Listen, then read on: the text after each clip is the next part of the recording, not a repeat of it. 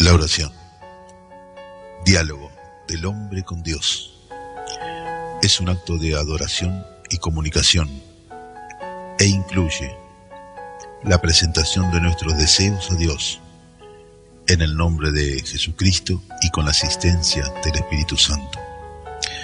La oración, juntamente con el ayuno, era una de las prácticas del judío piadoso.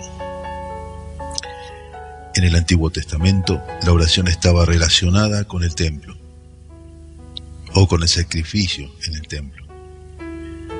Pero después del año 70 después de Cristo, los rabinos llegaron a una conclusión, que la oración era mejor para Dios que el sacrificio. Los judíos se acostumbraban a orar 3 veces por día, a las 9 de la mañana, a las 12 del mediodía y a las 3 de la tarde. Era costumbre de los judíos, cuando oraban, mirar hacia Jerusalén, y cuando estaban en el templo, mirar hacia el altar o púlpito, que también fue una práctica de los primeros cristianos. La oración no solo se practicaban en el templo, sino también en las casas o en lugares apartados. Generalmente se usaba una habitación en la planta alta, denominada aposento alto, una especie de azotea.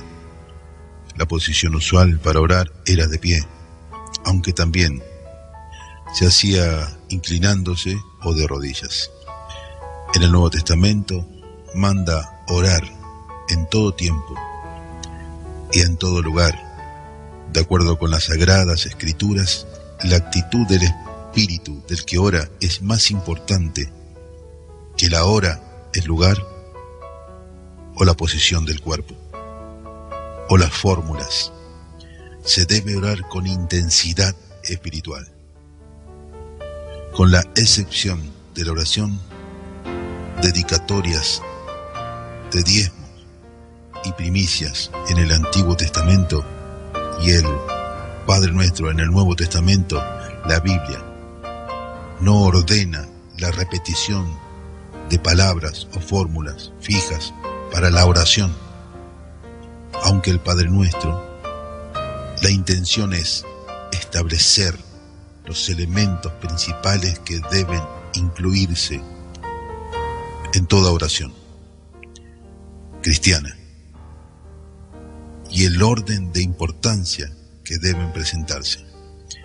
En ocasiones, ni las palabras son necesarias para que una oración sea eficaz. Puede ser un acto de contemplación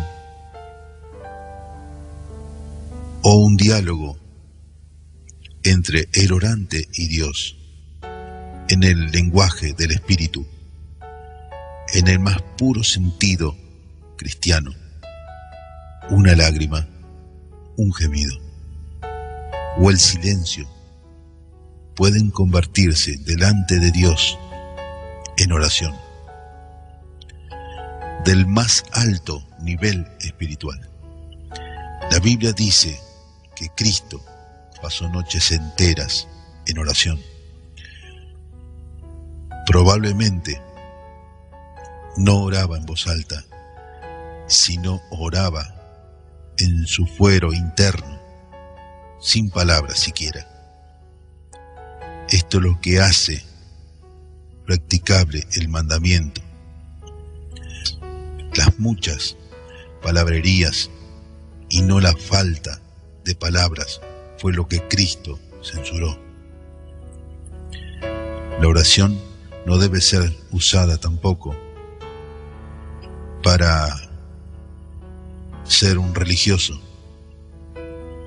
Cristo no condena el hecho de la oración pública, sino la motivación religiosa con que ésta se hacía. La historia bíblica revela un proceso evolutivo en la oración. En el Antiguo Testamento, con algunas bellas excepciones, la oración es un medio para conseguir bienes materiales y protección temporal. No mucho encontraban en ella un medio de comunicación verdadera con Dios. En el Nuevo Testamento la oración se convierte en forma más general en una experiencia espiritual. Disfrutar de la presencia de Dios y la unión con Cristo son los fines principales. La oración ha involucrado generalmente adoración, por la cual expresamos nuestros sentimientos de la bondad y grandeza de Dios.